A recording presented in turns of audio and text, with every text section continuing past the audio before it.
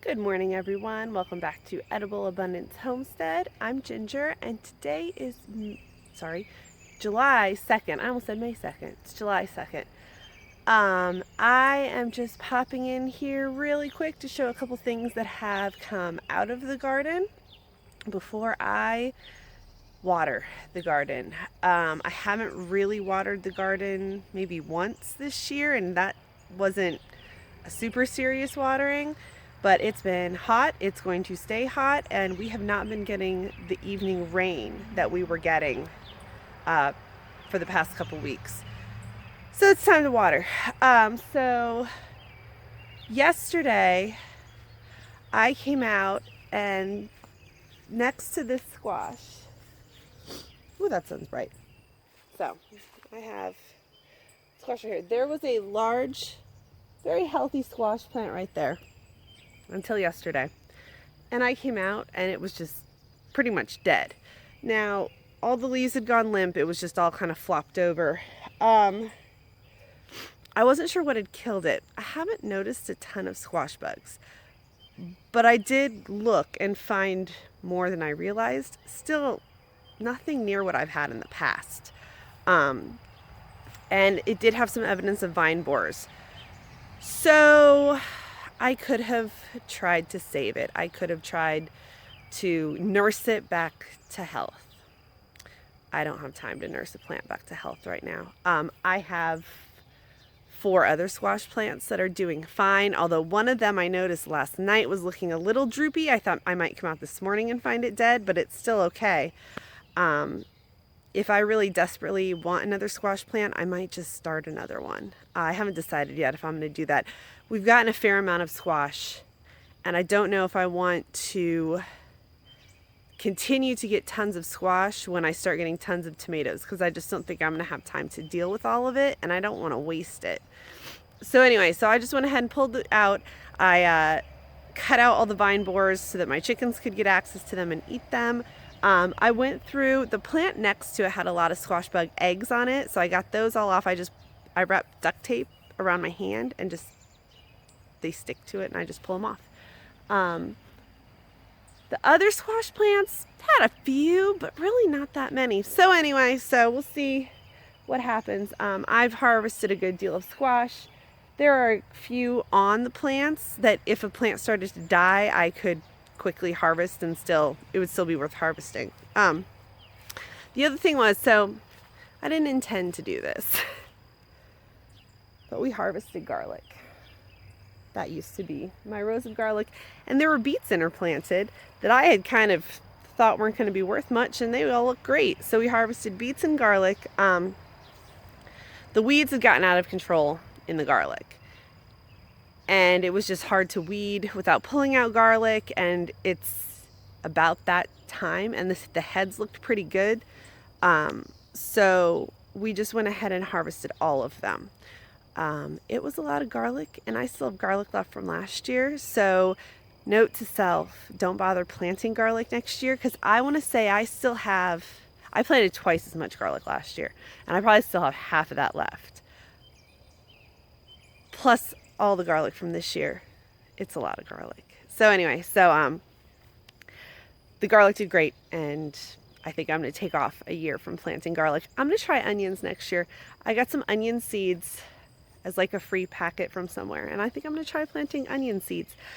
Working on getting the rest of this weeded out, if you can see through the weird shadow the fence is casting, and debating what I'm going to put there. I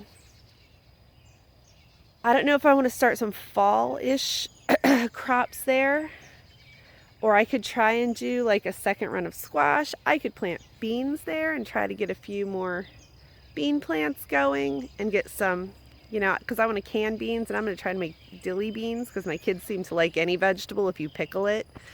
But anyway, so some possibilities. Got to finish weeding it first. Beets is another possibility because everyone in my house seems to like beets. So I have to take a look at what we have and kind of make a decision there. And also, I might try putting a ground cherry plant, because I have one more ready to go, out in where the squash plant was. Other than that, everything's doing pretty well. I am enjoying watching these beans climb up my trellis. They're getting close to the top. I'm not seeing much flowers yet, but they'll come. And then same with on that side of that trellis is cantaloupe, and there are 3, I would say, softball-ish size cantaloupe on the other side there. And then on this side, I finally have my little Kajari melons growing here a bit. They're a little slow, but that's okay. That's okay. We still have plenty of time. I have kale here that could really use harvesting, and Swiss chard. I have a lot of inside work to do. I canned peaches from a local place, and I think I'm up to about more than 24 jars of peaches, and I'm done canning peaches. Like, I'm not saying if I go up there, you know, and I see the seconds on sale that I won't grab a few, maybe to freeze or maybe to can. I don't know. I'm pretty done with peach canning. So anyway, cucumbers are over on that side, on that trellis, doing good. We've harvested a few, not enough to pickle yet, but that's getting close. And this squash plant in the middle here, I had pretty much ignored it. It hadn't really produced any squash. It's got blossoms on it. And I was like, oh, if that other, if that other plant died, I should be paying more attention. It looked great. I mean, I think part of it is interplanted with a lot of random stuff. It's got dill on one side. It's got radishes that have gone to seed. It's got cucumbers and melons growing over it. It's got cilantro on another side. I mean, maybe the squash bugs just can't fit. I have picked a couple squash bugs out of this area, adults, but not much. So I think trying to interplant more as much as I can would be a good idea next year. If this produces squash, of course, because if it doesn't produce squash, it doesn't matter that the bugs never found it. So yeah, I picked a couple cherry tomatoes finally that were almost ready. They're ripening on my counter. I'm starting to see a bit of blushing on some of my larger tomatoes, which is super, super exciting.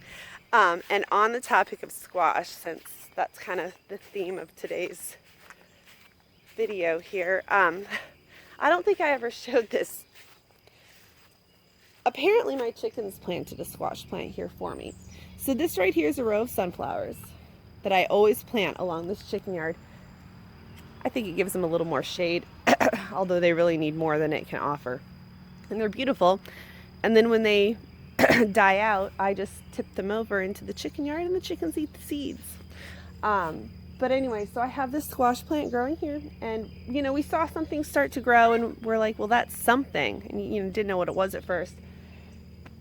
And here it is. There's a pot with a kumquat tree that somebody gave me sitting next to it, that also hasn't produced anything yet, but I haven't really paid much attention to what it's supposed to be doing. It's got, it's got some little buds on there. Getting ready to open up some flowers, it looks like. So we'll see what it does. It seems that most of my volunteers, my accidental plantings, are mostly credit to the chickens, because I would guess that I threw some zucchini or squash in here last year, and when they were eating it, they kicked a seed out and nature took over from there. So anyway, we're gonna let it grow.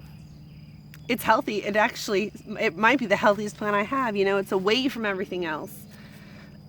It's near the chickens. It looks like it's been a little bit chewed up by the lawnmower getting a little too close here, because it is really kind of in our yard, but that's all right. Okay, I'm going to water the garden heavily, because it definitely needs it, and it's not going to get it from the weather anytime soon. So, thank you for watching.